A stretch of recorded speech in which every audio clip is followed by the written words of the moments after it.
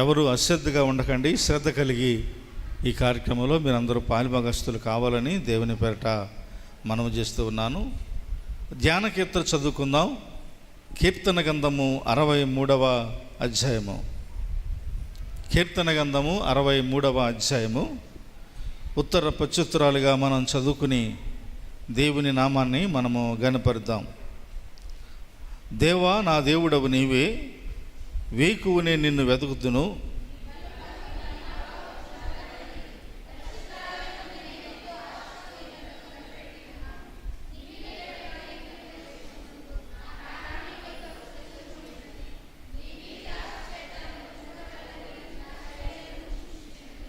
నీ కృప జీవము కంటే ఉత్తమము, నా పెదవులు నిన్ను స్తుతించును.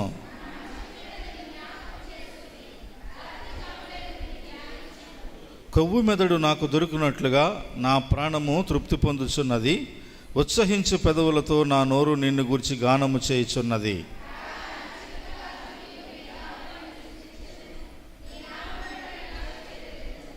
నీవు నాకు సహాయకుడవై ఉంటివి.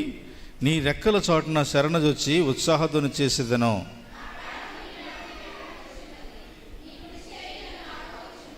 నా ప్రాణమును నశింపజేయవలని వారు దాన్ని వెతుకుచున్నారు. వారు భూమి కింద చోట్లకు దిగిపోవదురు.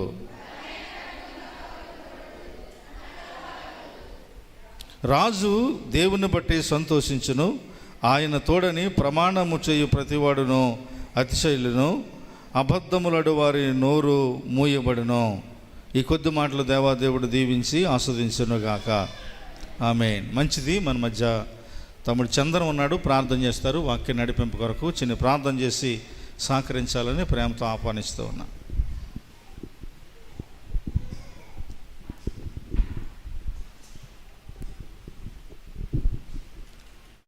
ముందుగా దేవాదేవుడికి నా వందనాలు తెలియపడుతున్నాను.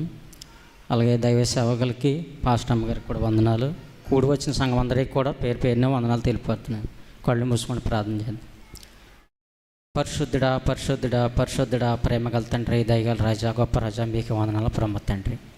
నాయన, గడిచిన వారం నుంచి ఈ వారం దాకా నా ప్రభా మీ సజీవ రెక్కల చాటున మమ్మల్ని అందరినీ కూడా కాసి కాపాడేందుకు వేలాది కోట్లు వందనాలు తెలియపడుతున్నాం పరమ తండ్రి. నాయన, విశ్రాంతి దినం నా ప్రభా మహాపరిశుద్ధంగా ఆశ్రయించడానికి చెప్పిన గొప్ప దేవ మహోన్నతుడా, మీకు వందనాలు పరమ తండ్రి. ఎక్కడైతే ఇద్దరు ముగ్గురి కూడి ఉండి నా గురించి పాద్యంతరాల మధ్య నేను ఉంటాం ఆదానించిన గొప్ప మీకు వందనాలు నా ప్రభా. నాయన, ఈ విశ్రాంతి దినంలో నా ప్రభా మమ్మల్ని ఇలా నిలబెట్టినందుకు నా ప్రభా మీకు వేలాది కోట్లు వందనాలు తీర్పడుతున్నాం పరమ తండ్రి. అవును నాయన, మీకు ఏమి ఇచ్చినా మీరు రుణం తీర్చలేం కానీ పరమ తండ్రి. నాయన, మీ సన్నిధిలో నా ప్రభా మిమ్మల్ని స్తుతించి ఘనపరిచే యోగత ఇక్కడ ఉన్న ప్రతి ఒక్క బిడ్డ కూడా దయచేయమని మీ పెట్టుబడుతున్నాం, సహాయం చేయనా ప్రభా. అవును నాయన, మా జీవితంలో ఉన్న ప్రభా ఎన్నో మేలు చేశారు పరమ తండ్రి. అయినే నా ప్రభా మీ సన్నిధికి మేము దూరం అవుతున్నాం పరమ తండ్రి. మమ్మల్ని క్షమించిన ప్రభా నాయన, తప్పుపోని కుమారుని నా ప్రభా ఎలాగైతే మళ్ళీ తండ్రి దగ్గరికి తీసుకొచ్చారన్న పరమ తండ్రి. నాయన, మేము తప్పుపోతున్నామన్న పరమ తండ్రి. మమ్మల్ని క్షమించి మమ్మల్ని గుర్తించి నా ప్రభా మీ సన్నిధికి నడిపించి మీ సన్నిధిలో పనికొచ్చే పాత్రగా మమ్మల్ని వాడుకోమని, మీకు పనికొచ్చే పనులు మమ్మల్ని తీర్చిదిద్దమని మీ పెట్టుకొడుతున్నాం, సహాయం చేయన ప్రభా. ఇంతవరకు పాటలు పాడించేందుకు వాద్యాలు వాంచినందుకు నా ప్రభా తోడు కోపత నుండి సహాయం చేసినందుకు వందనాలు తెలియపడుతున్నాం పరమ తండ్రి. అవును నా ప్రభా నాయన, రక్తస్రావంతో బాధపడుతున్న స్త్రీ నా ప్రభా స్వస్థతపరిచిన గొప్ప దేవ మహోన్నతుడా, మీకు వందనాలు పరమ తండ్రి. నాయన, ఇశ్రాయేలు ప్రజలను నా ప్రభా నాయన వాగ్దాన భూమిని నడిపించినప్పుడు పరమ తండ్రి నాయన, రాత్రి అగ్నిస్తంభమై పగటాలు వెలిగిస్తామై నా ప్రభా నాయన ముందు వెనక మీరు ఉండి నా ప్రభా నాయన ఎర్ర సముద్రాన్ని 2 పాయలు చేసి 6 నెలల మీద నడిపించిన గొప్ప దేవ మహోన్నతుడా, మీకు వందనాలు పరమ తండ్రి. నాయన, మీరు ఎన్నో కార్యాలు గొప్ప కార్యాలు చేశారు పరమ తండ్రి. మేము చూసు కూడా నా ప్రభా మీ సన్నిధికి మేము దూరం అయిపోతున్నాం పరమ తండ్రి. నాయన, మమ్మల్ని క్షమించండి నా ప్రభా. క్షమించే స్వభావం మీకు దగ్గర ఉందా పరమ తండ్రి. మేము అపాటు వాళ్ళు నాయన ఇంతలో కనపడి అంతలో మాయమైపోయి నీటి ఆవులంటూ వాళ్ళం పరమ తండ్రి. నాయన, ఈ లోకంలో నుంచి నా ప్రభా మీ సన్నిధికి వచ్చాం పరమ తండ్రి. మీ సన్నిధిలో రక్షణ పొందాం నాయన. మీ సన్నిధికి దూరం అవ్వకుండా నా ప్రభా మీ సన్నిధిలో గడిపే కృప మాకు దయచేయమని మీ పెట్టుకొడుతున్న సహాయం చేయనా ప్రభా. అవన్నైనా ఎవరైనా నా ప్రభు ఇంకా సన్నిధికి రావాలి నా ప్రభు బిడ్డలతో మాట్లాడి మీ సన్నిధికి నడిపించి మీ సన్నిధిలో పనికొచ్చే పాత్రకు వాడుకోమని మీ పెట్టుకొడుతున్న సహాయం చేయండి పరమ తండ్రి. నేను దీనిలో అదుపుడినైనా నేను చేసిన దీన పాత్రను మీ పాదలకు చేర్చుకొని మా ప్రార్థన పదవులు మాకు దయచేయమని ప్రభు ఆయన వేసిన మిక్కుల మేలు ప్రార్థించి బతులాడి ఎడుకుంటున్నాను పరమ తండ్రి, ఆమేన్.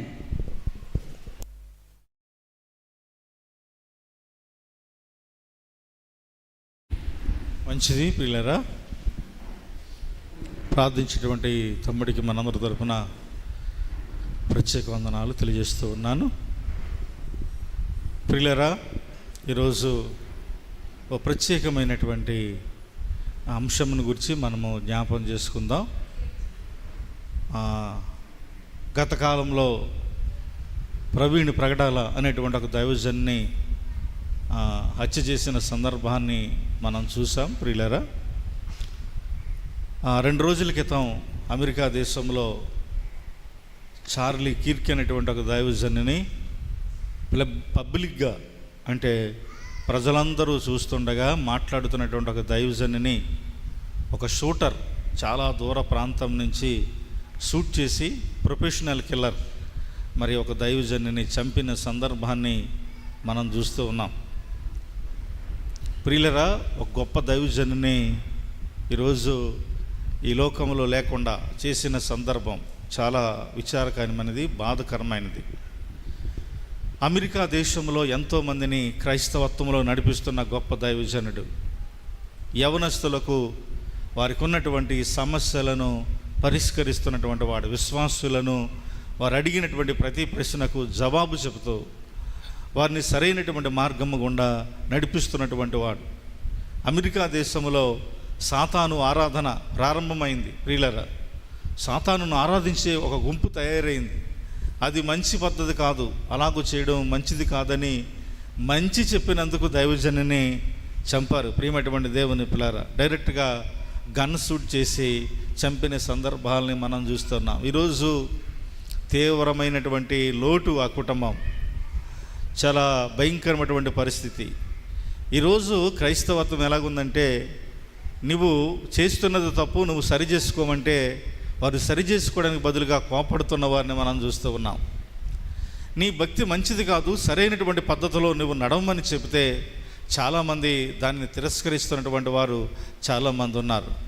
ప్రియులారా, ఈరోజు భక్తి జీవితంలో మనము దేవునిని యథార్థంగా మనం నమ్మినప్పుడు విరిగిన హృదయంతో ఆయన సన్నిధికి మనం రావాలి.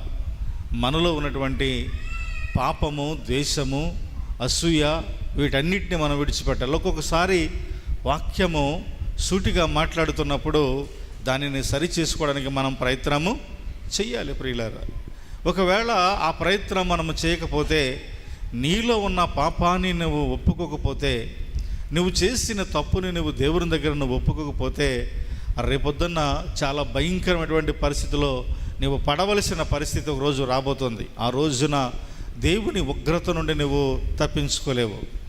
నీకు కలిగేటువంటి ఆ భయంకరమైన శోధన ఏ రీతిగా రాబోతుందో నీకు తెలియదు, వాక్యం అంటే నా ప్రియబిడ్డలారా.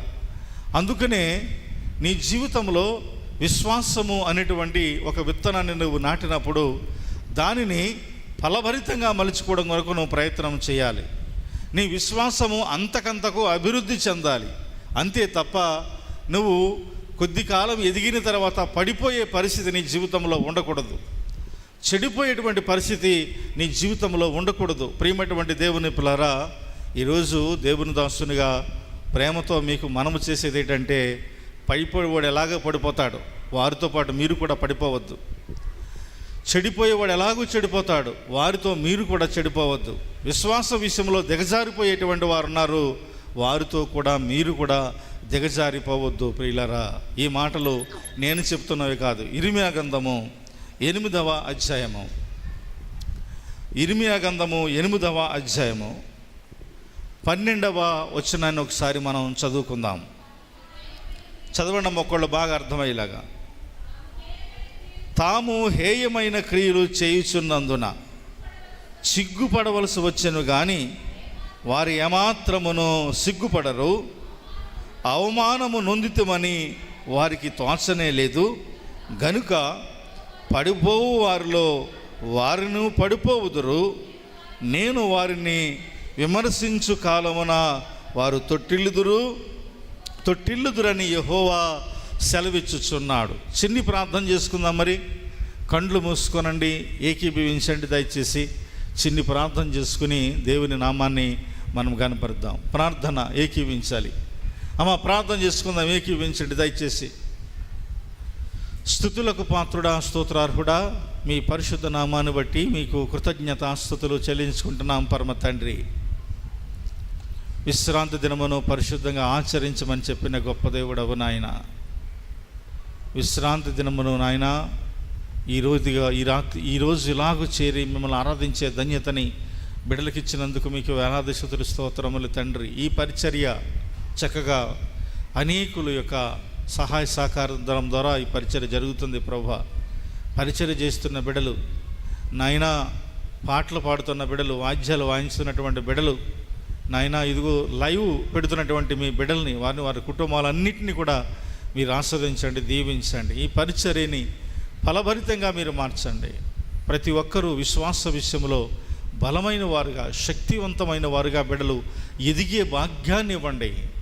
మీ పరిశుద్ధమైన కాపుదల, భద్రత బిడ్డలందరి పట్ల మెండుగా కుమ్మరించండి. మీ దీవెనలతో నింపి నడిపించండి నాయన. చదవబడిన మాటలు మీ మాటలు నాయన, మీ మాటలు మీరే మాట్లాడుకోండి. నిలబడిన వాడను, ఒట్టివాడను, మట్టివాడను, అల్పుడను, పామరుడను ప్రభువా, నన్ను మీ స్వాధీనంలో ఉంచుకుని నాయన మీ పరిశుద్ధమైన వాగ్దానము చేత ఇక్కడున్న వారందరికీ మీ ఆత్మీయ ఆహారమును మీరే పంచిపెట్టి ప్రభువా బలపరిచి స్థిరపరచమని, విశ్వాస విషయంలో స్థిరమైన వారుగా మీరు నడిపించమని మా ప్రభువును ప్రియరక్షకుడునైన యేసుక్రీస్తు వరకు అతి శ్రేష్టమైన మమన ఈ ప్రార్థన అడిగి వేడుకొనిస్తున్నాము మా పరమ తండ్రి. ఆమేన్. మంచిది ప్రియమైనటువంటి దేవుని పిల్లరా, కొంచెం పిల్లల్ని అదుపులో ఉంచండి. యవనస్తులు ప్రతి ఒక్కరూ సెల్లో సైలెంట్లో పెట్టండి దయచేసి. కొద్దిసేపు పక్కవారికి మనము ఇబ్బందికరంగా మనం ఉండక కొద్దిసేపు దేవుని మాటలు విందాం. ప్రియులరా, మరలా గుర్తు చేస్తున్నాను, మనం ఈ లోకంలోంచి పట్టుకుపోయేది ఏమీ లేదు. మనకు కూడా వచ్చేది మన భక్తి, మన విశ్వాసము, మన క్రియలు. మనము చేసినవే మనకు కూడా వస్తాయి. కనుక ఖచ్చితంగా భక్తి జీవితంలో చాలా జాగ్రత్తగా ఉండాలి. ఈరోజు సాతానుడు నిన్ను పడిపోయేటట్లుగా చేస్తూ ఉన్నాడు. నీ విశ్వాసములో చెడిపోయేటట్లుగా చేస్తూ ఉన్నాడు. నీ భక్తి జీవితాన్ని పాడు చేయాలని వాడు ప్రయత్నం చేస్తూ ఉన్నాడు. కనుక వాక్యములో ఈరోజు మనం జ్ఞాపకం చేసుకునే అంశం ఏంటంటే, పడిపోయే వారితో నీవు కూడా పడిపోవడానికి వీలు లేదు. నువ్వు ఖచ్చితంగా దేవుని వాక్యాన్ని నీ హృదయమందు నింపుకొని స్థిరమైనటువంటి విశ్వాసము చేత నీవు నింపబడాలి. దేవుని యొక్క శక్తి చేత నీవు, బలము చేత నువ్వు పట్టబడాలి. బలమైన కార్యాలు నీ ద్వారా జరిగేటట్లుగా నిరంతరము నువ్వు ఆయన సాక్షాత్తమై బ్రతకాలి. వాక్యములో చాలామంది పడిపోయారు. ఎవరు పడిపోతున్నారు అంటే, వాక్యము కొన్ని మాటలు చెప్తుంది. వాక్యం ఏంటటువంటి ప్రియబిడ్డలారా, ఎవడైతే దుర్మార్గంగా ఆలోచిస్తాడో, దుర్మార్గమైనటువంటి క్రియలను అనుసరిస్తాడో, వాడు తన జీవితంలో తప్పక పడిపోతాడు. వాక్యం అంటే నా ప్రియబిడ్డలారా, అంటే దుర్మార్గముగా ప్రవర్తించేటువంటి వారు ఎవరైతే ఉన్నారో వారందరినీ కూడా దేవుడు చూస్తూ ఊరుకునే దేవుడు కాదు. ఎందుకంటే మనం చదువుకున్న మూలవాక్యము 8:12 మనం ఏం చదువుకున్నామంటే, విమర్శ దినం అంటూ ఒకటి ఉంది. విమర్శ కాలమున ఆయన నిన్ను ఖచ్చితంగా విమర్శలోనికి నిన్ను తీసుకొస్తున్నప్పుడు ఆయన ముందు నిలిచే ధన్యతలను సంపాదించుకోవాలి. ఆయన ముందు నిలిచి ధైర్యంగా నేనే తప్పు చేయలేదు అనేటువంటి ఒక ఆ ధైర్యముతో ఆయన ముందు నిలబడేటువంటి ధన్యతను మనం సంపాదించుకోవాలి. అలాంటి వారిని ఒక రోజున దేవుడు ఆదరించబోతూ ఉన్నాడు, స్థిరపరచబోతూ ఉన్నాడు. యోబు గ్రంథము 24వ అధ్యాయములో మనం చూస్తే, యోబు గ్రంథము 24వ అధ్యాయము 20వ వచనములో ఈ రీతిగా రాబడి ఉంది. కన్న గర్భము వారిని మరచును, పురుగు వారిని కమ్మగా తినివేయును, మరి ఎన్నడును జ్ఞాపకములోనికి రారు. వృక్షము విరిగి పడిపోవునట్లు దుర్మార్గులు ఏమవుతారంట, పడిపోయేటువంటి వారుగా ఉన్నారు. చాలా జాగ్రత్తగా ఈ మాటలు వినాలి. దీని వెనుకున్నటువంటి అర్థం ఏంటంటే, పౌలు గారు కూడా చెప్పాడు, చాలా మంది మేము నిలిచి ఉన్నాము అనుకున్నారంట, భక్తిలో స్థిరంగా ఉన్నాం, బలంగా ఉన్నాం, మేము దేవుని బిడ్డలము అనుకుంటూ ఉన్నారంట చాలామంది. ప్రియులరా, వాక్యములో నీవు నీ విశ్వాసపు పరిమాణములో నీవు ఎంతవరకు నిలబడి ఉన్నావు? నీ భక్తిలో ఎంతవరకు నువ్వు భక్తి చేస్తూ ఉన్నావు? అది యథార్థమైనదేనా, స్థిరమైనదేనా? నిజంగా చివరి వరకు నువ్వు ఆయనలో నిలిచి ఉండేటువంటి అవకాశాన్ని నీ జీవితంలో నువ్వు ఎప్పుడైనా కలిగి ఉన్నావా? ఒక చెట్టుకున్నటువంటి కొమ్మ విరిగిపోతే దానికి ఏమైనా ప్రయోజనం ఉంటుందా? ఉండదు. వాక్యం అంటే నా ప్రియబిడ్డలారా, అందుకనే యోహాను సువార్త 15వ అధ్యాయంలో ఎవడు ఆయన యందు నిలిచి ఉంటాడో, ఆయన ఎవని యందు నిలిచి ఉంటాడో వాడేమవుతాడు? బహుగా ఫలిస్తాడు. నీ జీవితంలో ఆయన యందు నువ్వు నిలిచి ఉండాలి.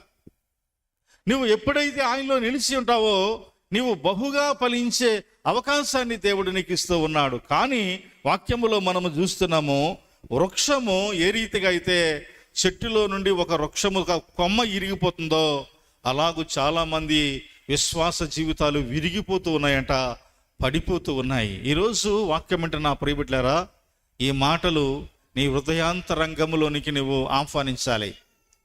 నువ్వు ఆయనతో అంటు కట్టబడి ఉంటేనే నీ జీవితము ఫలభరితము, కానీ ఆయనలో ఉండి వేరైపోవడం వల్ల నీకు ప్రయోజనము లేదు. వాక్యాన్ని మనము సూటిగా దేవుని యొక్క వాక్యం మనము జ్ఞాపకం చేసుకోవాలి. దుర్మార్గపు క్రియల చేత, దుర్మార్గపు ఆలోచనల చేత చాలా మంది చెడిపోతున్నారు. జాగ్రత్త సుమా, నీవు దుర్మార్గముగా నువ్వు ప్రవర్తిస్తున్న నీ ప్రవర్తన అంతటినీ కూడా ఆయన చూస్తూ ఉన్నాడు. చాలాసార్లు మీకు చెప్తూనే ఉన్నాను, ఆయన కనుదృష్టి లోకమంతా ఏమవుతుంది? సంచారం చేస్తూ ఉంది. ప్రతి ఒక్కరిని చూస్తున్నాడు. మనం ఎలాగున్నామో, మన భక్తి, మన విశ్వాసము, మన నడవడిక, మన ఆలోచనలు, మన క్రియలు, మన తలంపులు, మన ఉద్దేశాలు ఎలాగున్నాయో ఆయన చూస్తూ ఉన్నాడు. ఈ కడవరి కాలంలో చాలామంది భయం లేని జీవితాన్ని జీవిస్తూ ఉన్నారు, భయంకరంగా బ్రతుకుతూ ఉన్నారు.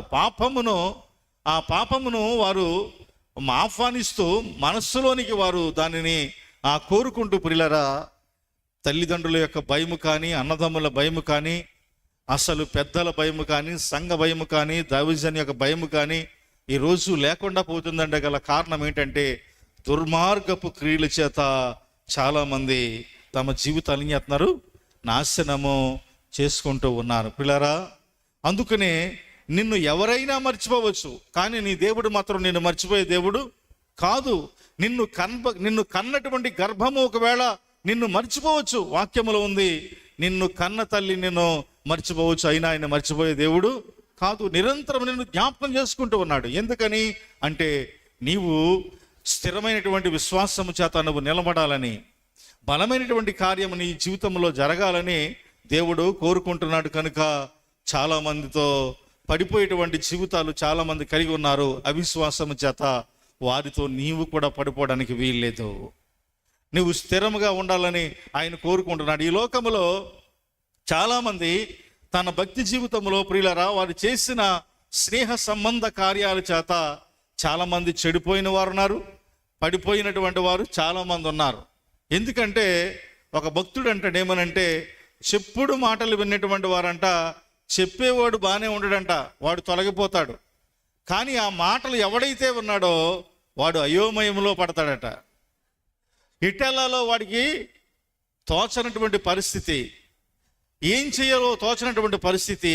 ఆ చెప్పుడు మాటలు విన్నందువలన ఎటు తోచలేక తన జీవితాన్ని పాడు చేసుకున్నటువంటి వారు ఈ లోకంలో చాలామంది ఉన్నారు. ఈ మాటలు నీకు ఎందుకు చెప్తున్నానంటే, సాతానుడు కూడా ఏం చేస్తాడంటే నీ చెవిలో చెప్పుడు మాటలు కొని చెప్తాడు. హవ్వను ఎలా మోసపరిచాడు? ఇది నిజమా అన్నాడు. ఇది తినడం వల్ల నీకేమీ నష్టమేమీ లేదని చెప్పాడు. నీవు నీ తండ్రినటువంటి దేవుడిలాగా నువ్వు మారిపోతావని దీనిని తినవద్దని చెప్పాడు అన్నాడు దేవుడు. దేవుడు చెప్పిన మాటని అతడు మార్చి చెప్పాడు సాతాను. ఏంటంటే నీవు కూడా నీ దేవునిలాగా నీవు మారిపోతావని. చెప్పుడు మాటలు చెప్పినట్టు వండి ఆ మాట ద్వారా హవ్వ అయిందండి, తన జీవితాన్ని ఏం చేసింది? నాశనము చేసుకుంది. రోజు ప్రియులారా, ఎవరైనా నీకు మాట చెప్తున్నప్పుడు ఖచ్చితంగా విను, పర్వాలేదు, కానీ అది దైవత్వంతో కూడినదా లేకపోతే నీ కుటుంబ జీవితాన్ని, నీ భక్తి జీవితాన్ని పాడు చేసేదా? ఒకసారి నువ్వు ఆలోచన చేయాలి. ఆ మాటను బట్టి నువ్వు ఎప్పుడైతే ఆ మాటను బట్టి నువ్వు ఆలోచన చేస్తావో అప్పుడు నువ్వు స్థిరముగా నిలబడే అవకాశం ఉంటుంది. కనుక పడిపోయే వారితో నీవు పడిపోవలసిన అవసరము లేదు. నీవు పడిపోతే మరలా తిరిగి లేవలేవు. ఎవరు లెగుస్తారంటే ఆయన నమ్మిన వారు. ఎవరు లెగుస్తారంటే ఆయన విశ్వాసం ఉంచిన వారు. మరి మనము చదువుతాము, సమయం లేదు కానీ యోబు గ్రంథము 5వ అధ్యాయంలో రాయబడి ఉంటుంది. 7 మార్లు పడిన దేవుడు నిన్ను తిరిగి ఏం చేస్తాడు? నేను లేపుతాడు. మరణపు అంచుల వరకు వెళ్ళినా నీవు ఆయన బిడ్డవైతే నేను ఆయన విడిచిపెట్టే దేవుడు కాదు. మరణపు అంచుల వరకు 7వ ఆపద, 7వ ప్రమాదం ఏంటంటే మరణము. అంటే ఎన్నో బాధలు ఉన్నాయి.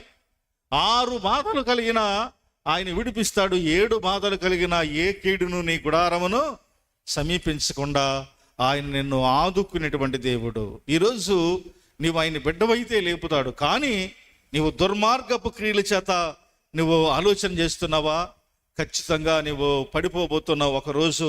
వాక్యం ఏంటటువంటి ప్రియ బిడ్డలారా, నీ దుర్మార్గపు క్రియలు నిన్ను నాశనం చేస్తున్నాయి. వాక్యములో మనము చూస్తున్నాము, వృక్షము విరిగి పడిపోవునట్లుగా దుర్మార్గులు ఏమవుతారంట?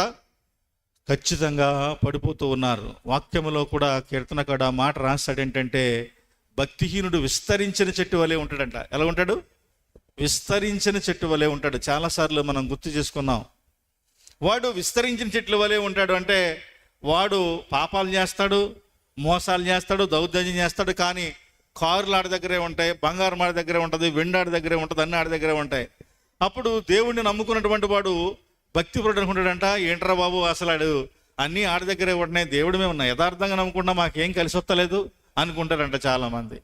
కానీ ఒకరోజు ఏం జరుగుతుందని తెలుసా? తుఫాను, భయంకరమైనటువంటి తుఫాను వచ్చి ఏం చేద్దంట? ఆ విస్తరించినటువంటి చెట్టు వేళ్లతో సహా ఊడి ఎక్కడ పడదంట? ఆ నేల మీద పడి ఉంటుంది. వాక్యం అంటే నా ప్రియ బిడ్డలారా, ఆ తర్వాత ఆ భక్తిపరుడు ఆ మార్గం గుండా వచ్చి దాన్ని చూసినప్పుడంట అది వేళ్లతో సహా ఊడి పడడం చూసి అప్పుడు అనుకుంటాడంట, అయ్యి బాబోయ్ ఇంత ప్రళయం జరిగిందా, అయితే నేను భక్తిహీనుడిగా ఉండడానికి బదులుగా భక్తిపరుడిగా ఉండడమే మేలు. ఆ మాటకు అర్థం ఏంటంటే, విస్తరించిన చెట్టు వలె ఉండడం కంటే చిన్న మొక్క వలె మనం అణిగి మెణిగి ఉండడం మన జీవితాలకు ఎంతో అవసరం. చిన్న మొక్క ఎంత ప్రళయం వచ్చినా విరిగిపోదు, ఎంత ప్రళయం వచ్చినా అది చెడిపోదు. వాక్యం అంటే నా ప్రియ బిడ్డలారా, ఒకవేళ వంగుతుంది కానీ అది మరలా ఏమవుతుంది? యథాస్థానానికి అది వెళ్ళిపోద్ది. భక్తి జీవితంలో మన జీవితాలు ఎప్పుడునూ అలాగే ఉండాలి. వాక్యం ఏంటటువంటి ప్రియ బిడ్డలారా, ఈ విషయాన్ని మనం పరిశీలించి, దుర్మార్గులు పడిపోతూ ఉన్నారు, భక్తిహీనులు పడిపోతూ ఉన్నారు. సామెతల గ్రంథము 11వ అధ్యాయము 5వ వచనాన్ని మనం చూస్తే, సామెతల గ్రంథము 5వ అధ్యాయం 11వ అధ్యాయం 5వ వచనం, యథార్థవంతుల నీతి వారి మార్గమును సరళము చేయును, భక్తిహీనుడు తన భక్తిహీనత చేతనే పడిపోతూ ఉన్నాడని. యథార్థవంతుల నీతి వారిని మార్గం ఏంటంట? సరళము చేస్తుంది. నీవు యథార్థవంతుడవైతే నీ మార్గాన్ని దేవుడు సరళము చేస్తాడు, ముందుకు వెళ్ళేటట్లుగా చేస్తాడు. ముందుకు వెళుతుంది యథార్థవంతమైనటువంటి మార్గము నిన్ను ముందుకు నడిపిస్తూ ఉంది. ఒకవేళ నువ్వు భక్తిహీనుడవా, వాక్యం ఏం చెప్తుంది తెలుసా? భక్తిహీనుడట తన భక్తిహీనత చేత ఏమవుతాడు? పడిపోతూ ఉన్నాడు. వాక్యం అంటే నా ప్రియ బిడ్డలారా, పడిపోయేటువంటి పరిస్థితి నీకు ఎందుకు వద్దంటే, నీ భక్తిహీనత, నీవు హీనుడుగా దరిద్రుడుగా దేవుని దృష్టికి నువ్వు కనబడుతున్నావు గనుక దేవుడు నిన్ను మరలా లేవలేనటువంటి పరిస్థితిని నీకు ఇస్తూ ఉన్నాడు. నీతిమంతుడు తప్పక వర్ధిల్లుతాడు. సామెతల గ్రంథంలో ఎక్కువగా నీతిమంతుని గురించి రాయబడింది ఎన్నో మాటలు. నీతిమంతుడు తప్పక వర్ధిల్లుతాడు. నీతిమంతుడి యొక్క నివాస స్థలాన్ని దేవుడు ఏం చేస్తాడు? వర్ధిల్ల చేస్తాడు. నీతిమంతుడు పడిపోయినా మరలా తిరిగి లేస్తాడు. నీతిమంతునికి ఏ కొదువు ఉండదు. నీతిమంతుడు తన కుటుంబము సురక్షితంగా క్షేమకరంగా ఒకరోజు దేవుని బిడ్డలుగా జీవించే ధన్యతని వారు ఏం చేసుకుంటారంట? సంపాదించుకుంటారు. కనుక దుర్మార్గులు పడిపోతూ ఉన్నారు, భక్తిహీనతలో ఉన్నవారు ఖచ్చితంగా పడిపోతున్నవారు. వాక్యమైనటువంటి ప్రియ బిడ్డలారా, ఈరోజు నీవు భక్తిహీనమైనటువంటి స్థితిలో నువ్వు ఒకవేళ ఉంటూ ఉన్నావు. భక్తిహీనత అంటే ఏంటంటే నీలో భక్తి లేకపోవడం, ఆయనను విశ్వసించలేకపోవడం, ఆయనకు దూరమైపోవడం. వాక్యం అంటే నా ప్రియ బిడ్డలారా, భక్తిపరులు ఎప్పుడు కూడా మాటలోను, నడవడికలోను, ప్రవర్తనలోను వారు తమ జీవితాన్ని పరిపూర్ణంగా మలుచుకుంటారు. కానీ భక్తిహీనత ఉన్నటువంటి వాడు అప్పుడే భక్తిపరుడిగా ఉన్నట్టుగా కనబడతాడు, కానీ వానిలో భక్తిహీనత బూతులాడే స్వభావం, ఎదుటివాడిని తృణీకరించే స్వభావము, ఎదుటివారిని పడగొట్టేటువంటి స్వభావము చాలామంది జీవితంలో ఉంటుంది. వాక్యం అంటే నా ప్రియ బిడ్డలారా, కనుక ఒకసారి మనము కొన్ని మాటలు మనము జ్ఞాపకం, దుర్మార్గులు పడిపోతూ ఉన్నారు, భక్తిహీనులు పడిపోతూ ఉన్నారు, మూర్ఘ ప్రవర్తన కలిగినటువంటి వారు మూర్ఘులా ప్రవర్తిస్తారంట చాలామంది. సామెతల గ్రంథము 28వ అధ్యాయము 18వ వచనాన్ని మనం చదివితే, యథార్థముగా ప్రవర్తించువాడు రక్షించబడతాడు, మూర్ఘ ప్రవర్తన గలవాడు ఏమవుతాడంట, హఠాత్తుగా పడిపోతాడు. చాలా జాగ్రత్తగా ఈ మాటలు వినాలి. ఇక్కడే అసలు విషయం ఉంది. మూర్ఘ ప్రవర్తన కలిగినటువంటి వాడు హఠాత్తుగా పడిపోతాడు, సడన్గా పడిపోతాడు. అప్పుడు దాకా నిలిచి ఉన్నారు అనుకున్నట్లుగానే కనబడతాడు, కానీ ఏమవుతాడంట, సడన్గా ఏమవుతాడంటే మాయమైపోతాడు. వాక్యం అంటే నా ప్రియ బిడ్డలారా, మూర్ఘ ప్రవర్తన కలిగినటువంటి వాడు. ఈరోజు మూర్ఘుడు అంటే ఆ మాటకు అర్థం ఏంటంటే చెప్పిన మాట వినడువాడు. ఒక్కొక్కసారి ఎవరికైనా ఏదైనా మంచి మాట చెప్తే చాలామంది వినరు. వాడికి ఏం పని ఉంది, వాడు అలాగే చెప్తాడు ఏంటి. కొంతమంది దేవుని మాటను నిర్లక్ష్యపడతారు చాలామంది. నేను అంటూ ఉన్నాను ఏంటంటే, నువ్వు ఎవరి మాట నిర్లక్ష్య పెట్టినా పర్లేదు, కానీ దేవుని మాట మాత్రం నువ్వు నిర్లక్ష్య పెట్టద్దు. ఎందుకంటే ఒకప్పుడు నిన్ను నిలబెట్టేది అదే, ఒకప్పుడు నిన్ను ధైర్యపరిచేది అదే, ఒకప్పుడు నీ జీవితాన్ని మార్చేది కూడా దేవుని మాటే. కనుక నువ్వు పడిపోతున్నావు అంటే, మూర్ఘత్వంతో నువ్వు నీ ఆలోచన చేస్తున్నావు అంటే, మూర్ఖుడిగా ప్రవర్తిస్తున్నావు అంటే, ఖచ్చితంగా నీ ఆలోచన నిన్ను చెడగొడుతూ ఉంది, నిన్ను పడగొడుతూ ఉంది. దేవుడు ఎప్పుడు కూడా ఆయన స్థిరంగా ఉండాలి అని ఆయన కోరుకుంటున్నాడు. నువ్వు ఎప్పుడు పడిపోకూడదు నీ జీవితంలో. అందుకనే ప్రభువైన యేసుక్రీస్తు వారు అద్భుతమైన ఉదాహరణ చెప్పారు. ఎక్కడ? మత్తయి సువార్త 7వ అధ్యాయము 27-26 నుంచి కొన్ని మాటలు మనం చదివితే, ఒక వ్యక్తి బండ మీద తన పునాది చేత తన ఇల్లును కట్టుకున్నాడు, ఒకడు ఇసుక మీద ఏం చేశాడు, తన ఇల్లుని కట్టుకున్నాడు. వాక్యం అంటే నా ప్రియ బిడ్డలారా, ఒకసారి ఈ మాటలు మనం జ్ఞాపకం చేసుకోవాలి. మూర్ఘముగా ప్రవర్తించేవాడు హఠాత్తుగా పడిపోతూ ఉన్నాడు తన జీవితంలో. అంటే దేవుడు చెప్పినట్లు నువ్వు వినకపోతే ఒక రోజున ఖచ్చితంగా నువ్వు పడిపోవడం ఖాయం. నువ్వు బలంగానే ఉన్నట్లుగా కనబడతావు, అంటే ఇల్లులాగానే ఉంటుంది, కానీ దాని పునాది ఏమి లేదంట, బలంగా లేదు. ఎక్కడ వేయబడింది అంటే అది ఇసుక మీద వెయ్యబడినటువంటి పునాది. ఆ మాట చదువుదాము ఒకసారి. మరియు ఈ నా మాటలు విని వాటు చెప్పున చేయని ప్రతివాడు ఇసుక మీద తన ఇల్లును కట్టుకుని బుద్ధిహీనుని పోలి ఉండును. వానలు కురిసెను, వరదలు వచ్చెను, కానీ విసిరి ఆ ఇంటి మీద కొట్టెను, అప్పుడది కూలబడిను, దాని పాటు గొప్పదని ఆయన చెప్తూ ఉన్నాడు. ప్రియమైనటువంటి దేవుని పిల్లారా, ఈరోజు మన జీవితంలో ఆయన చెబుతున్నటువంటి ఈ మాట వెనుకున్న ఆంతర్యాన్ని మనం గమనించాలి. ఏంటంటే, నీ ఇల్లు స్థిరంగా ఉండాలంటే నువ్వేం చేయాలి, నువ్వు పునాది కొంచెం బలంగా వెయ్యాలి. వాక్యం అంటే నా ప్రియ బిడ్డలారా, అందుకనే దేనికైనా పునాది అనేటువంటిది ప్రధానమైనది. నీ ఇంటికి పునాది ఎంత బలమైనదో అంత బలమైనటువంటివన్నీ కూడా దాని మీద పెట్టుకుంటే నీ ఇంటికి అసలు ఏ సమస్య రాదు, స్థిరమైన పునాది లేకపోతే. అందుకనే 2 విషయాలు మనకి ప్రధానమైనవి. నీ భక్తిలో స్థిరమైనటువంటి పునాది ఉండాలి, నీ బిడ్డలకు కూడా స్థిరమైనటువంటి పునాదిని ఒకదాన్ని మనం ఏర్పాటు చేయాలి. వారిని, మన బిడ్డలను భక్తిలోను, విశ్వాసములోను, నమ్మకంలోను వారిని స్థిరమైన వారిగా మనం ఏం చేయాలి, మనము వారిని సిద్ధపరచాలి. వాక్యం అంటే నా ప్రియ బిడ్డలారా, అందుకనే పిల్లల్ని ఈరోజు లక్షలు పెట్టి చదివేస్తున్నారు కాన్వెంట్లో పెట్టి. ఎందుకని? వాడు పునాది ఎలాగ ఉండాలి, స్థిరంగా ఉండాలి, కొంచెం బాగా బలంగా ఉండాలి.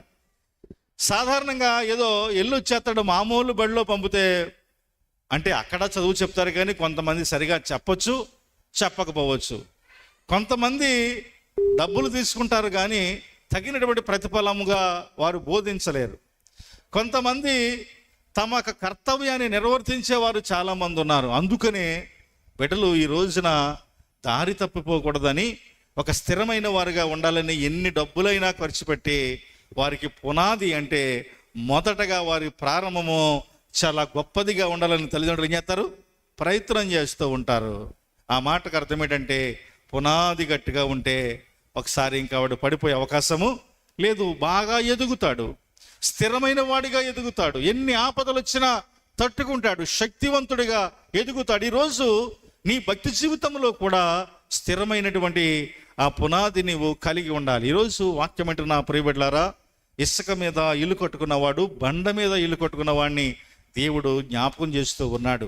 ఎందుకంటే వాక్యములో మనం చూస్తే బుద్ధిహీనుడంట. వాక్యములో దేవుడు చాలా అద్భుతంగా వ్రాయించాడు. ఇసుక మీద తన ఇల్లు కట్టుకున్న బుద్ధిహీనులని పోలి ఉన్నాడు. ఎందుకంటే నా మాటలు వాడు వినలేదు అన్నాడు దేవుడు. నేను చెప్పాను అక్కడికి, ఒరబ్బాయి నువ్వు స్థిరమైనటువంటి పునాది ఉండాలంటే పునాది కొంచెం గట్టిగా వేయమని చెప్తే ఆ మాట ఎవరంటారు?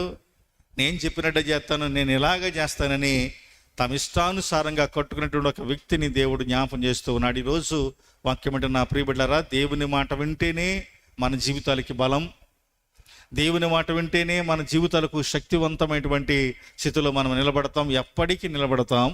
125వ దావీదు కీర్తనలో ఏముంటుంది అమ్మా? చదవండి ఒకసారి ఆ మాట. యెహోవా యందు నమ్మకం ఉంచువారు కదలక నిత్యము నిలుసు సియోను కొండవలే ఉంటారు. ఆ యెరూషలేము చుట్టూ పర్వతములున్నట్లు యెహోవా ఆయన తన ప్రజల చుట్టూ ఏంటంటే ఆయన ఉంటాడు. అంటే నిత్యము నిలుచు సియోను కొండవలే ఉండాలి అని ఆయన కోరుకుంటున్నాడు. 125వ దావీదు కీర్తన మొట్టమొదటి నుంచి మనం చదివితే నిత్యము నిలుచు అనేటువంటి మాట ఎంత అద్భుతమైన మాట అంటే స్థిరముగా ఉండాలి నీ జీవితంలో, పడిపోకూడదు. భక్తి జీవితంలో ఎప్పుడు పడిపోవడానికి వీల్లేదు, విశ్వాస జీవితంలో పడిపోవడానికి వీల్లేదు. కానీ చాలామంది అంట దేవుని నుండి వేరై తమ ఆలోచనల చేత, తమ క్రియల చేత, మనం చదువుకున్నాము, హేయమైన క్రియలు చేస్తూ ఉన్నారంట.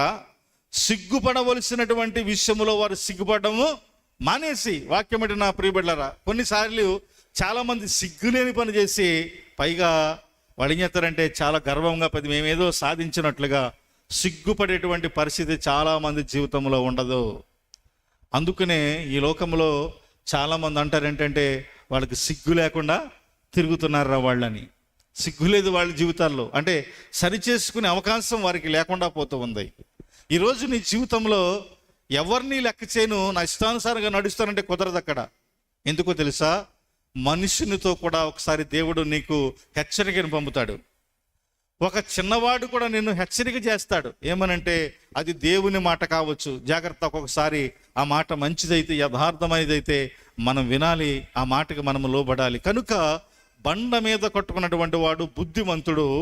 అతడు బండ మీద తన గృహాన్ని కట్టుకున్నాడు కనుక స్థిరముగా ఉండే అవకాశం ఉంది. ఈరోజు వాక్యం నా ప్రియబిడ్డలారా, దేవుడు అంటున్నాడు భక్తి జీవితంలో నువ్వు పడిపోవడానికి వీలు లేదు. పడిపోతున్నారు చాలామంది, వారితో నీవు కూడా పడిపోవద్దు. బుద్ధిహీనతలో ఉన్నారు చాలామంది, అలాంటి బుద్ధిహీనత నీ జీవితంలో ఉండడానికి వీల్లేదు. నీవు స్థిరముగా ఉండాలి అని ఆయన మనల్ని బలపరుస్తున్నాడు. వాక్యం అటువంటి ప్రియబిడ్డలారా, ఇంకా పరిశుద్ధ లేఖన భాగంలో మనము చూస్తే చాలామంది ధనాపేక్ష కలిగినటువంటి వారు, ధనమును ఆశించి పడిపోయిన వారు చాలామంది ఉన్నారు.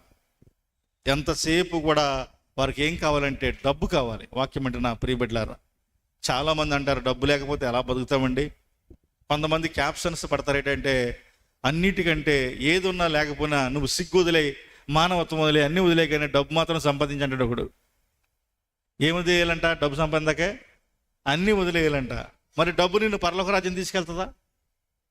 డబ్బు నీ ఆత్మకు ఏమైనా సమాధానమును తెచ్చిపెడుతుందా? డబ్బు నీకు మంచి పేరుని ఏమైనా తెచ్చిపెడతా? నీ జీవితంలో నువ్వు చేసే దుర్మార్గ పనులన్నీ చేసి తలకు 1000 రూపాయలు పంచారనుకోండి, నీ ముందేమంటారంటే అబ్బా నీ అంత గొప్ప లీడరా బాబు అంటారు. ఎందుకని? ఏం తీసుకున్నారు వాళ్ళు? డబ్బు తీసుకున్నారు. కొంచెం నువ్వు అలాగే వెళ్ళిపోయిన తర్వాత నీ అసలు రూపం, నీ అసలు రంగు ఎప్పుడు బయటపడతాయి? నువ్వు లేనప్పుడే. అప్పుడు అంటారు వీడు ఎంత ఎదవనుకున్నారు అంటారు. అప్పుడు ఎవడదు? ఆ 1000 రూపాయలు తీసుకుని పొగుడినోడే. అప్పుడు ఇంత దుర్మార్గం సంబంధించాడు, ఆడిని పడగొట్టాడు, ఈడిని చెడగొట్టాడని చెప్పేటువంటి వారు ఈ లోకంలో చాలామంది ఉన్నారు. వాక్యం అంటే నా ప్రియబిడ్డలారా, డబ్బుని ఆశించి శాపాన్ని కొని తెచ్చుకున్నటువంటి వారి లోకంలో చాలామంది ఉన్నారు. రాజుల గ్రంథము నుంచి గెహాజీ అనేటువంటి ఒక వ్యక్తిని మనం చూస్తాం. రెండవ గ్రంథము రాజుల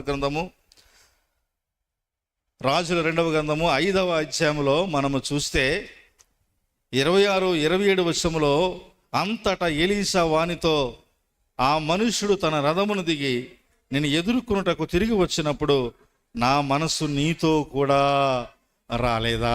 ఎంత అద్భుతమైన మాట అంటే ఆ మాట. దైవజనుడు నయమాన్ అనేటువంటి ఒక వ్యక్తి యొక్క రోగాన్ని స్వస్థపరిచాడు. ఆ రోగం తగ్గిపోయింది. అతడు అంటున్నాడు ఏమనంటే, అయ్యా, మీరు నా కొరకు చేసినటువంటి కార్యాన్ని బట్టి మీకు ఇదిగో ఈ వెండి తెచ్చాను, ఈ బంగారం తెచ్చాను, ఇవన్నీ తీసుకోండి, మీకు కొత్త బట్టలు తెచ్చాను. ప్రియమైనటువంటి దేవుని పిల్లారా, కొత్త బట్టలు ఇస్తే ఎవడన్నా వద్దని వాళ్ళు ఎవడన్నా ఉన్నారా? కొత్త బట్టలు పర్లేదండి, వద్దండి, నేను పాత బట్టలు వేసుకుంటాను అన్నవాళ్ళు ఎవరైనా ఉన్నారా? లేరు. ఎందుకంటే బట్టలు, కొత్త బట్టలు అంటే చాలామందికి ఎంత ఇష్టమో వాక్యం అంటే నా ప్రియ బిడ్డలారా. సాధారణంగా కొత్త బట్టలు కుట్టేసి అక్కడ ఉంటే, ఒకవేళ కొత్త చీర రెడీగా ఉండి అక్కడ ఉంటే ప్రాణం ఎప్పుడు కట్టేద్దామా అని కొత్తలు ఆడేస్తా ఉంటుంది. వేసేసుకోవాలి పట్టుకెళ్ళి జనానికే. ఆ మనస్సు ఎంత తపన పడిపోద్దంటే వాక్యం అంటే నా ప్రియ బిడ్డలారా, ఏదైనా కానీ ఒకవేళ నువ్వు బంగారాన్నే కొనుక్కున్నావు, ఖచ్చితంగా నీవు మీ అక్క చెల్లెళ్ళకి, మీ తోబుట్టులకి ఏం చేయాలి? దాన్ని చూపించేయాలి, త్వరగా పెట్టేసుకుని ఏం చేయాలి? అదొక రకమైనటువంటి ఆతృత. పిల్లరా, ఈరోజు నేను చెప్తున్న మాట్లాడంటే, నీకు అన్నీ కావాలి, అన్నీ సంపాదించుకో, పర్వాలేదు. అన్నిటికంటే ముఖ్యంగా ఆత్మ సంబంధమైన జీవితము చాలా ప్రాముఖ్యమైనది. దేవుడు మనతో చెబుతున్నటువంటి మాట. దేవుడు ఏ మాట వద్దంటే ఆ పని మనం చేయడం మానేయాలి. దేవుడు ఏదైతే చేయమని చెప్పాడో అది చేయడానికి మనము త్వరపడాలి. త్వరగా మన జీవితంలో త్వరపడి ఆయనందు భయభక్తులు కలిగి మనము బ్రతకాలి. వాక్యం అంటే నా ప్రియ బిడ్డలారా, గెహాజీ దైవజనుడు అన్నాడు ఏమనంటే, స్వస్థత దేవుడు ఫ్రీగా ఇచ్చాడు, నువ్వు వెళ్ళిపో. ఒకవేళ నేను దీన్ని తీసుకుంటే నువ్వేమనుకుంటావంటే, నేనేయో బహుమతులు ఇస్తే వాళ్ళ దేవుడు నాకు స్వస్థతనిచ్చాడని నా దేవుడిని నువ్వు తక్కువగా అంచనా వేసే అవకాశం ఉంటుంది. అందుకనే మీరు ఇచ్చే బహుమానాలు మాకు అవసరము లేదు. మా దేవుడు గొప్ప దేవుడు, అడిగితే ఎవరైనా స్వస్థపరుస్తాడు, మాకొద్దని దైవజనుడు పంపివేశాడు. వాక్యం అంటే నా ప్రియ బిడ్డలారా, ఆ పక్కనేటువంటి గెహాజీ ఎలీషా శిష్యుడు ఆలోచన చేశాడు, అయ్యి బాబోయ్, మా గురువు గారికి అసలు ఏం తెలుసు, ఇస్తానంటే తీసుకుంటలేదు, ఎంత తెచ్చాడు, ఎంత ఇచ్చాడు, ఏంటి ఉట్టినే పట్టిపోతున్నాడు, తీసుకోవచ్చు కదా అని మనసు అసలు ఆలోచనలో పడిపోయింది. వాక్యం అంటే నా ప్రియ బిడ్డలారా, కొంతమంది అలాగే అంటారు. ఏమిటంటే, ఏదైనా అక్రమంగా అన్యాయంగా కలిసి వచ్చేది ఏదైనా ఉంటే, ఎవడైనా బాబు నాకు వద్దరా బాబు, దాని జోలికి నేను రాను, ఎప్పటికైనా ప్రాబ్లం రా బాబు అంటే ఒక్కొక్కడు ఉంటాడు పక్కనే. ఆడంటాడు ఏంటంటే, వరి బాబు వీడికి అసలు జ్ఞానం లేదురా, ఇత్తే తీసుకోండి లేదురా, నేనైతే ఊరుకొని రా బాబు, నేను తీసేసుకుందానంటే ఒక్కొక్కడు ప్రాణం ఎలాగుంటుందంటే, అనవసరమైన దానిని, ఆ ఎందుకు పనికిరాని దాన్ని, అక్రమైనటువంటి దానిని ఆశించడానికి చాలామంది చేస్తారు, ఇష్టపడతారు. కానీ రేపొద్దున్న అది నీకు ఉరి కావచ్చు, అది నిన్ను ప్రమాదంలో నెట్టవచ్చు. ప్రియులరా, ఎప్పుడైతే గెహాజీ నాశించాడో అతని మనసు ఆ లోపల ఏం ఆలోచించిందంటే పాపపు ప్రేరేపణ కలిగింది.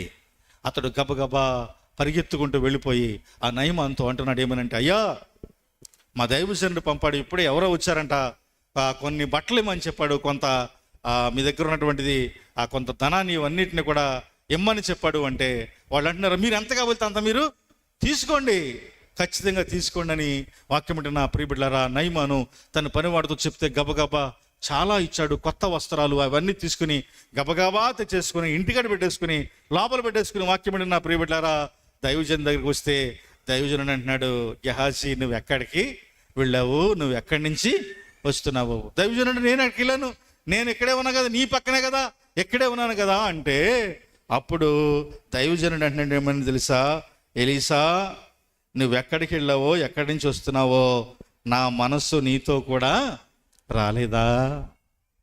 ఈరోజు వాక్యం అంటే నా ప్రియ బిడ్డలారా, ఈ మాటలు మన జీవితాలకు ఎంతో హెచ్చరిక. నీ జీవితంలో పాపాన్ని ప్రేమిస్తున్నావా? పాప సంబంధమైన వాటిని సంపాదించుకోవడం కొరకు అడుగులు వేస్తున్నావా? ఎక్కడికెక్కడికో వెళుతున్నావా? జాగ్రత్త, దేవుడు నిన్ను చూస్తూ ఉన్నాడు. నువ్వు చేసే పాపపు క్రియలన్నీ కూడా ఆయన చూస్తూ ఉన్నాడు. నువ్వు చేసే పాపపు ఆలోచనలు అన్నీ కూడా ఆయనకు తెలుసు. వాక్యబడి నా ప్రియ బిడ్డలారా, అక్రమమైనది ఏదైనా తెచ్చుకుని ఇంట్లో పెట్టుకున్నావా? నీ జీవితంలో అక్రమము నీలో నుండి తొలగిపోతే కానీ దేవుడు నిన్ను ప్రేమించే దేవుడు మాత్రము కాదు. ఈ మాట మనకి బాగా అర్థమవడానికి జక్కయ్య అంటున్నాడు, ఎవరి దగ్గర నేను అక్రంగా తీసుకుంటే పట్టుకెళ్ళి వానికి 4 అంతలు నేను తిరిగి ఇచ్చేస్తాను, నాకొద్దు అన్నాడు. ఎప్పుడు? యేసు తన ఇంటిలోనికి వచ్చినప్పుడు. వాక్యం అంటే నా ప్రియబిడ్డలారా, అక్రమము చేత నీ జీవితము పట్టబడిందా? నీ ఇంటిలో అక్రమం ఉందా? నీ ఒంటిలో అక్రమం ఉందా? నీ జేబులో అక్రమైనది ఏదైనా ఉందా? నీ పెట్టెలో అక్రమైనది ఏదైనా ఉందా? నీ బ్యాంకు బ్యాలెన్స్లో అక్రమైనటువంటిది ఏదైనా ఉందా? ఒకసారి నువ్వు పరిశీలన చేయాలి. నీ జీవితంలో నువ్వు ఆలోచన చేయాలి. అక్రమైనటువంటిది ఎప్పటికీ సక్రమమైనది కానే కాదు, సక్రమైనటువంటిది ఎప్పటికీ అక్రమైనది కాదు. ఈ రెండు చాలా ప్రాముఖ్యం. వాక్యం అంటే నా ప్రియబిడ్డలారా, యథార్థత ఎప్పుడు అవినీతిగా మలచబడదు. అవినీతి ఎప్పటికీ యథార్థతగా మలచబడదు. యథార్థతే, అక్రమము అక్రమమే. గెహాజీ తెచ్చుకున్నాడు. వాక్యం అంటే నా ప్రియబిడ్డలారా, తెచ్చుకుని లోపల దాచుకుని అబద్ధం ఆడుతూ ఉంటే 27వ వచనంలో అంటాడు, కాబట్టి నయమాను తనకు కలిగినటువంటి కుష్ఠరోగము నీకును నీ సంతతికిని సర్వకాలము అంటియుండునుగాక అని శపి. వాక్యం అంటే నా ప్రియబిడ్డలారా, ఏదైతే నయమాన్ని విడిచిపోయినటువంటి ఆ కుష్ఠరోగము నీకును నీ ఇంటికి సర్వకాలము అంటే ఎవడు పుట్టినాడు కుటుంబంలో ఎలా పుడతాడు? కుష్ఠరోగిగానే పుడతాడు. వాడి బ్రతుకు వెలివేయబడినటువంటి బ్రతుకు, ఇక శపించబడినటువంటి బ్రతుకు. అంటే ఈరోజు నీ జీవితంలో నువ్వు ధనము విషయంలో నువ్వు పడిపోతూ ఉన్నావా? అక్రమైన దానిని ఆస్వాదించడానికి నువ్వు ప్రయత్నం చేస్తున్నావా? అక్రమైన దాన్ని తెచ్చుకుని దాన్ని సక్రమం చేయడానికి ప్రయత్నము చేస్తున్నావా? ఒకరోజు నీ అక్రమము నీ పాపము నిన్ను నాశన కూపంలోనికి పడవేస్తూ ఉంది, జాగ్రత్త అన్నాడు. వెంటనే దైవజనుడు ఏదైతే నయమాన్ని విడిచిపెట్టి వెళ్ళాడో దానిని నీకు ఖచ్చితంగా నువ్వు దానిని పొందుకుంటావని, ఆ రోగము నీ మీదకి వస్తుంది సర్వకాలము, ఆ రోగము చేత నీ సంతతంతా కూడా బాధపడదని చెప్పిన వెంటనే వాక్యములో చూస్తున్నాము, వెంటనే అతని చర్మము మంచు వలె ఏమైపోయిందంటే తెల్లగా మారిపోయి, చెప్పిన వెంటనే వితిన్ సెకండ్స్లోనే ఆ రోగము అతనికి వచ్చింది. వాక్యం అంటే నా ప్రియబిడ్డలారా, ఆ రోగము చేత అక్కడి నుండి అతడు వెలివేయబడ్డాడు, అంటే బయటకు పంపివేయబడ్డాడు. ఈరోజు ఈ మాటలు మనం ఎందుకు జ్ఞాపకం చేసుకోవాలంటే, దేవునితో నువ్వు సహవాసం చేసినంత కాలము కూడా దేవుడు తన కుడి పక్కన నేను కూర్చోబెట్టుకుని నిన్ను హత్తుకుని నిన్ను ప్రేమించేటువంటి గొప్ప కార్యము నీ పట్ల దేవుడు జరిగించబోతూ ఉన్నాడు. నువ్వు ఆయనతో ఉంటే చాలు, నీ జీవితం ఎంతో ధన్యకరం. మరి ఒకవేళ నువ్వు ఆయనతోనే ఉంటూ నమ్మక ద్రోహం చేస్తే ఎలాగుంటుంది? ఆయనతోనే ఉంటే ఆయన చెప్పిన మాట వినక నీ ఇష్టానుసారంగా నువ్వు నడిస్తే ఆ కార్యం ఆయన నచ్చేది కాదు. ఆయన అంటాడు ఏమనంటే, ఒకరోజు ఆయనకి తెలిసినప్పుడు అంటాడు, నేను చెప్పినట్టు వినలేదు కనుక నా దగ్గర నుండి నువ్వు వెడలి పొమ్మని దేవుడు నిన్ను గెంటి వేసే ప్రమాదం ఉంది, నిన్ను నెట్టి వేసే ప్రమాదం ఉంది. లేదు నీ ప్రభువా, నేను ఎక్కడే ఉంటాను, నేను నీతోనే ఉంటాను అంటే ఆయన అంటాడు, నువ్వు అక్రమము చేసావు కనుక నీకు నాకు సంబంధము లేదు, నేను చెప్పిన మాట నువ్వు వినలేదు. ఈరోజు ఒక యజమానుడి దగ్గర ఒక పనివాడు నమ్మకంగా ఉండాలి అంటే ఖచ్చితంగా యజమానుడు చెప్పినట్టు ఆ పనివాడు వినాలి, ఆ పని చెయ్యాలి. ఒకవేళ యజమానుడు నువ్వు నాకొద్దు బయటికి బొమ్మనడానికి గల కారణం ఏం చేయాలి? ఏంటి అంటే అతడు అక్రమైనా చేసి ఉండాలి, అన్యాయమైన చేసి ఉండాలి, దొంగతనమైనా చేసి ఉండాలి. యజమానుడు మనస్సును నొప్పించేవాడుగా ఆయన వాడు ఉండి ఉండాలి. అందుకనే వాడిని పనిలో నుంచి తీసేశాడు యజమానుడు. ఈరోజు దైవజనుడు అమ్మ కొంచెం పిల్లల్ని కొంచెం కొద్దిసేపు నేను వాక్యాన్ని ముగిస్తాను, సమయం అయిపోతుంది, ఒక్క 2 మాటలు దయచేసి. ఎందుకని తృణీకరించబడిన పరిస్థితి ఏర్పడింది అంటే అతడు ధనాన్ని అపేక్షించి కోరుకొని అతడు పడిపోయాడు. వాక్యం ఏంటటువంటి ప్రియబిడ్డలారా, గెహాజీ ధనాన్ని ఆశించి పడిపోయాడు. 2వ వ్యక్తి ఎవరంటే సంసోను శరీరాశలను ఆశించి ఏం చేశాడు?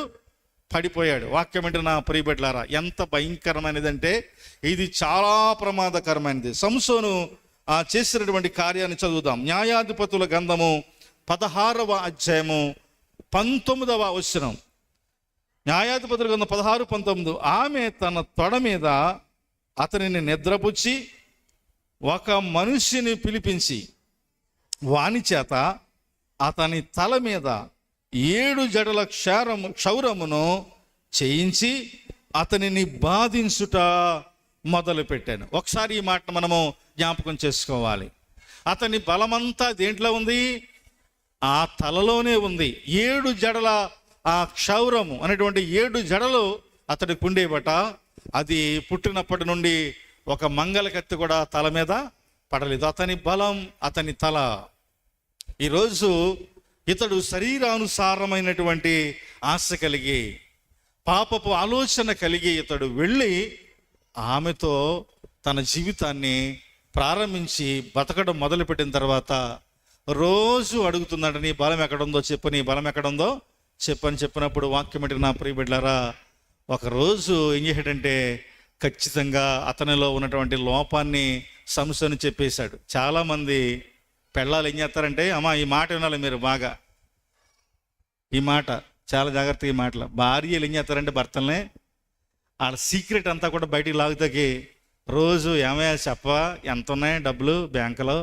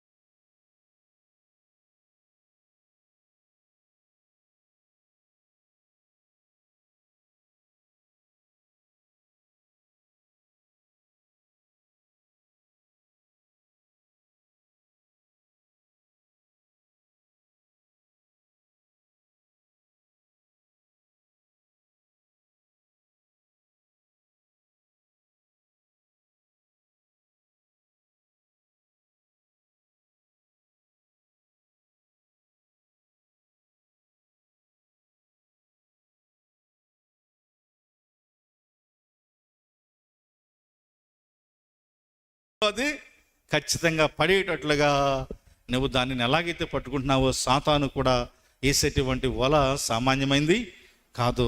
ఒక రోజున నిన్ను వలలో చిక్కున్నప్పుడు నీకున్నటువంటి బలహీనత చేత నిన్ను హేళన చేయబడి అవమానపరచబడి, నీకు కాదు నీవు నమ్ముకున్న దేవునికే అవమానము కలిగేటట్లుగా చేసే ప్రమాదం ఉంది. ఈరోజు వాక్యం అంటే నా ప్రియబిడ్డలారా, చాలామంది దుర్మార్గం చేత పడిపోతూ ఉన్నారు, భక్తిహీనత చేత పడిపోతూ ఉన్నారు, మూర్ఖ ప్రవర్తన చేత పడిపోతున్నారు, ధనాపేక్ష చేత పడిపోతున్న వారు, శరీరాశ కలిగినటువంటి వారు చాలామంది పడిపోతూ ఉన్నారు. వాక్యం అంటే నా ప్రియబిడ్డలారా, చివరికంట మన జీవితాలు విశ్వాస విషయంలో పడిపోయే ప్రమాదం ఉంది.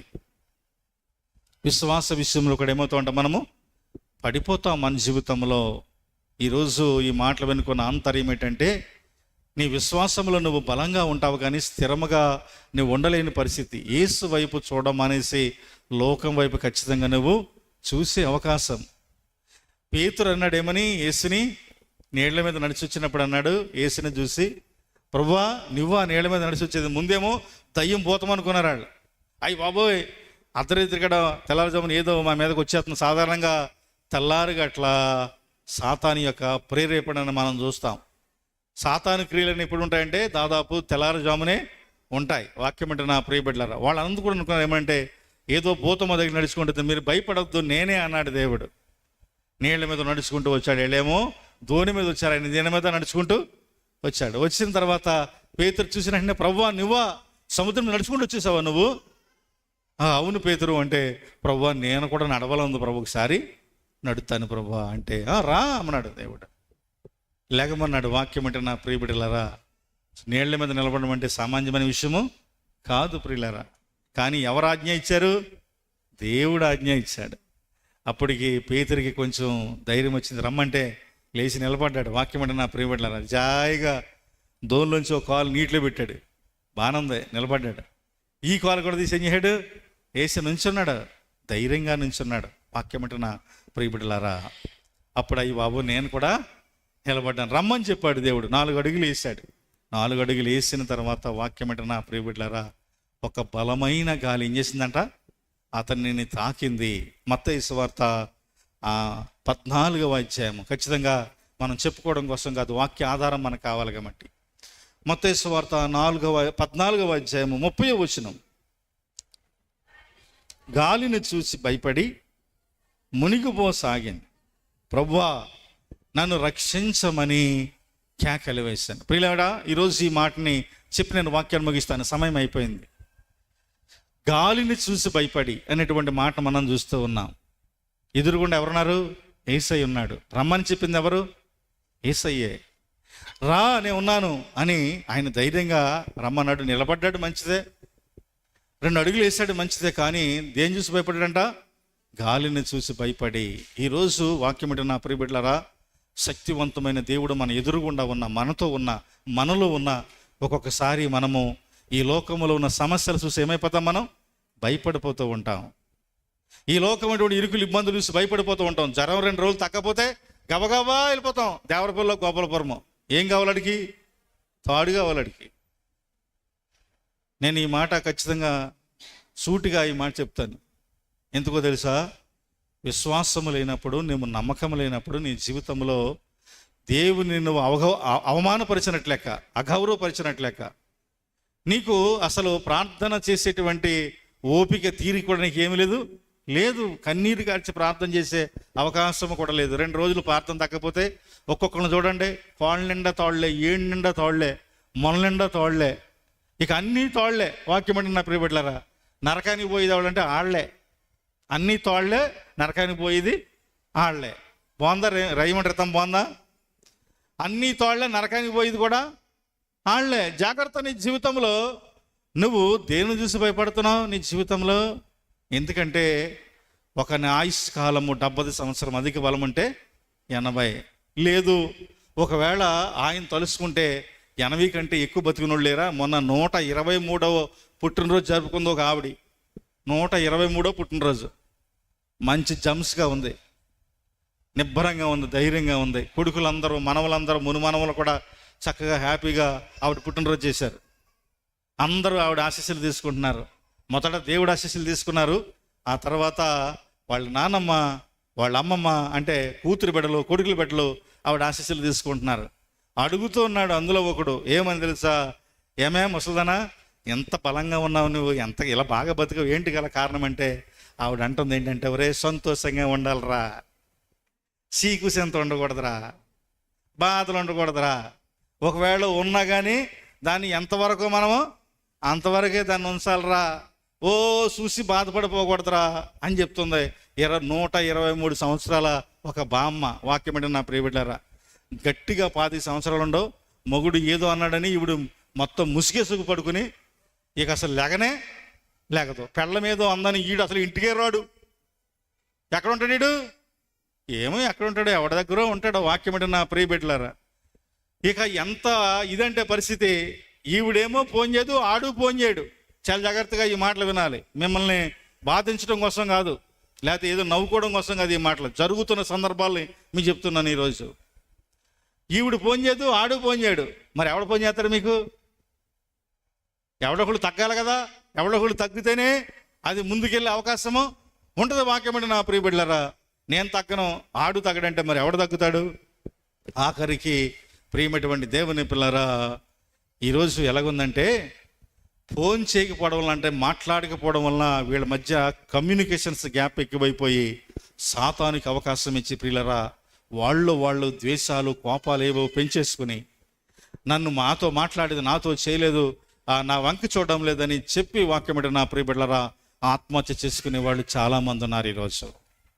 కొన్ని సంఘటనలు చాలా భయంకరంగా ఉన్నాయి. నిద్ర మాత్రలు మింగి భార్య చనిపోతూ ఉంది.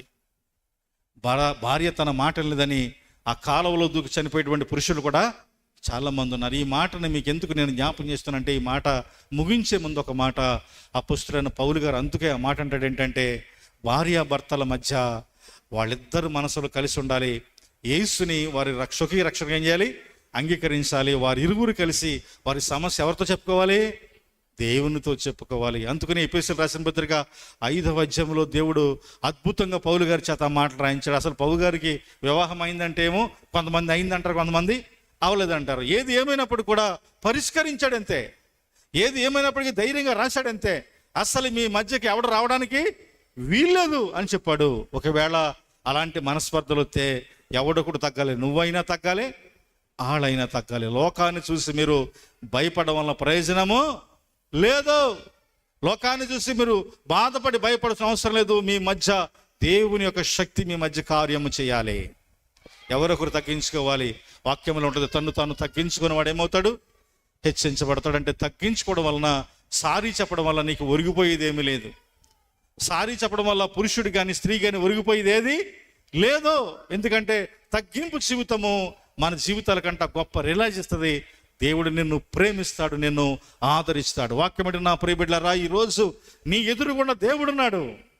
ఆయన నిన్ను ప్రోత్సహిస్తున్నాడు. రమ్మని చెప్పాడు, ఆయన వైపు చూడు.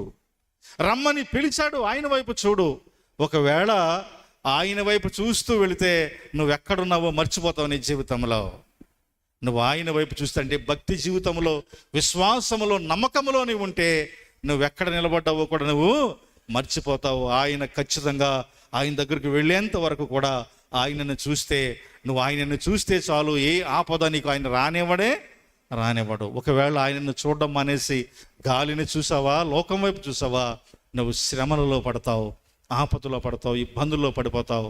నీ జీవితము ఇక పడిపోయిందంటే మరలా తిరిగి లేచే అవకాశము లేదు. నేను ముగించే ముందుగా మరొకసారి చెప్తున్నాను, పడిపోవారితో నీవు కూడా పడిపోవడానికి వీలు లేదు. నువ్వు నిలబడాలి, అప్పటికి నువ్వు నిలిచి ఉండాలి. అప్పటికి ఆయన కోరుకుంటూ ఉన్నాడు. ఆయనలో నిలిచి ఉండాలి. చాలామంది ఆయనలో నిలిచిలేరు. నిలిచిలేకనే కనుక వారి కార్యాల చేత దుర్మార్గంగా ప్రవర్తించే వారు పడిపోతున్నారు. భక్తిహీనులు పడిపోతున్నారు. మూర్ఖ ప్రవర్తన కలిగిన వారు పడిపోతున్నారు. ధనాపేక్ష కలిగిన వారు, శరీరాశ కలిగిన వారు చాలామంది పడిపోతున్నారు. ఈ లోకం వైపు చూసిన వారు, అవిశ్వాసములో పడిపోతున్న వారు చాలామంది నాశనం అయిపోతూ ఉన్నారు. వారి వైపు చూడొద్దు. నీ కొరకు ఆయన నిన్ను చూసే, నీ మీద గురిపెట్టి ఆయన లోకానికి వచ్చాడు. నిన్ను రక్షించడానికి వచ్చాడు. నీ కొరకు ప్రాణం పెట్టడానికి వచ్చాడు. వాక్యం నా ప్రియబిడ్డలారా, నేను ఎవరో ఆయనకి తెలుసా అంటే ఖచ్చితంగా తెలుసు. నీ పేరు తెలుసు, నీ ఊరు తెలుసు, నీ రూపు తెలుసు, నీ రంగు తెలుసు. నువ్వు పిండముగా ఉండగానే ఆయన కన్నులు నిన్ను చూసాయే. నువ్వెవరవో తెలియదు అనుకున్నావేమో. నీ జీవితంలో ప్రతి ఒక్కరి పేరు ఆయనకు తెలుసు. ఈరోజు వాక్యం నా ప్రియబిడ్డ, నిన్ను చూస్తున్న దేవుడు నిన్ను నిలపాలని ఆయన కోరుకుంటుండగా, నీ జీవితంలో ఇర్మియా గ్రంథములో అంటున్నాడు, చాలామంది తాము హేయమైన క్రియల చేత తాము సిగ్గుపడవలసినటువంటి విషయంలో సిగ్గుపడక అవమానం పొందినటువంటి పరిస్థితుల్లో వారి జీవితాల్ని నాశనం చేసుకొని వారు ఆయన నుండి వేరై విరిగిపోయినటువంటి చెట్టు వలె, విరిగిపోయినటువంటి కొమ్మ వలె తమ జీవితాన్ని నాశనం చేసుకుంటున్నారు. నాకు వేరుగా ఉండి మీరేమీ చేయలేరు. నీ జీవితంలో ఎప్పటికీ ఆయనకు వేరుగా ఉండి నువ్వేమీ చేయలేవు. విరిగిపోతే పడిపోతావు, జాగ్రత్త. విరిగిపోతే చెడిపోతావు, జాగ్రత్త. పడిపోయావా, ఇక లేవలేవు నీ జీవితంలో, జాగ్రత్త. నిన్ను లేపేటువంటి దేవుని యొక్క అడుగు జాడల్లో నిన్ను స్థిరపరిచేటువంటి దేవుని వైపు ఖచ్చితంగా నువ్వు చూడాలి. నువ్వు పడిపోవడం ఆయనకి ఇష్టం లేదు. ఖచ్చితంగా నిన్ను లేపుతాడు ఒకరోజు.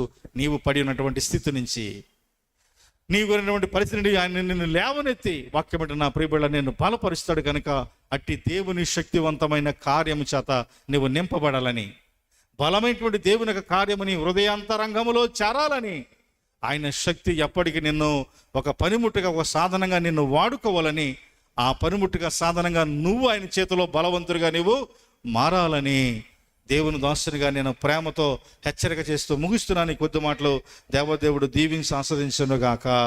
ఆమేన్. ప్రార్థన చేసుకుందాం. మరి సహకరించండి, ఏకీవించండి దయచేసి. ప్రార్థన వీలైతే మోకరించండి, మంచిది. ప్రార్థన అనగా మోకరించగలిగిన వారు చురుగ్గా ఉండాలి. దయచేసి దేవుని సందులో ప్రార్థన చేసుకుందాం. సహోదరి సహోదరుడా, ఈరోజు పడిపోరు వారితో నువ్వు పడిపోతున్నావమ్మా. చాలామంది పడగొట్టడానికి ప్రయత్నం చేస్తూ ఉన్నారు.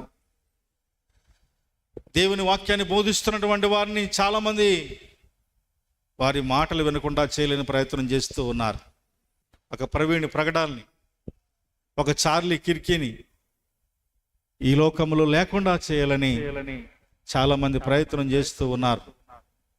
తన భార్య చెప్తుంది, చార్లీ కిర్కీ భార్య చెప్తుంది, ఆయన కొనసాగించే ఆ కార్యక్రమాన్ని ఇక నేను కొనసాగిస్తాను, మీరందరూ రండి, మనం పాలుభాగస్తులుగా ఉందాం, దేవుని మాటలు చెప్దాం, దేవునిలో ఎవరు పడిపోకుండా వారిని నిలబడదాం, శక్తివంతులుగా చేద్దాం, ధైర్యపరుద్దాం, నిజ దేవునిని ఈ ప్రపంచానికి చాటుదాం.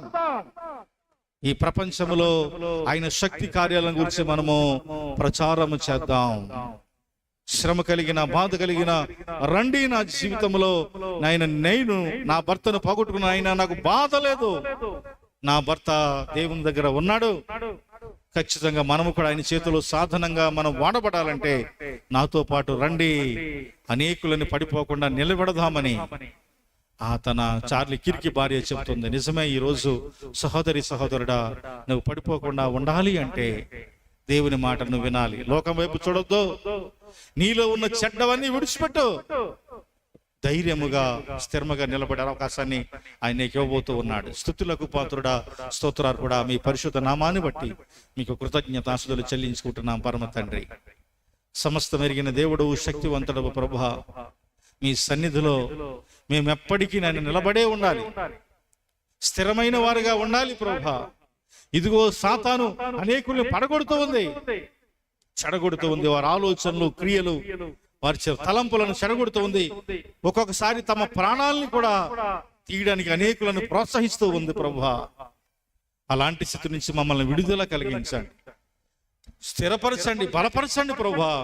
ఎప్పటికీ భక్తి యందు, విశ్వాసమందు నిలబడే వారంగా, నిలకడగా నిలబడే వారంగా మమ్మల్ని మీరు నిలబెట్టి నడిపించమని, ఈ మాటలు విన్నటువంటి ప్రతి హృదయాన్ని మీరు తట్టమని, అవిశ్వాసాన్ని తొలగించమని, విశ్వాసము చేత నింపమని, ఇదిగో నాయన మీరు కార్చిన పరిశుద్ధ రక్తం మా ప్రతి పాపమును కడిగిందని, మీ పరిశుద్ధ రక్తము చేత మేము ఎప్పటికీ స్థిరమైన వారుగా ఉండి మీ రాజ్య నివాసులుగా మేము మారబోతున్నామని జ్ఞాపకం చేసుకుని మీ రక్షణార్థమై జీవించే ధన్యతను అనుగ్రహించండి.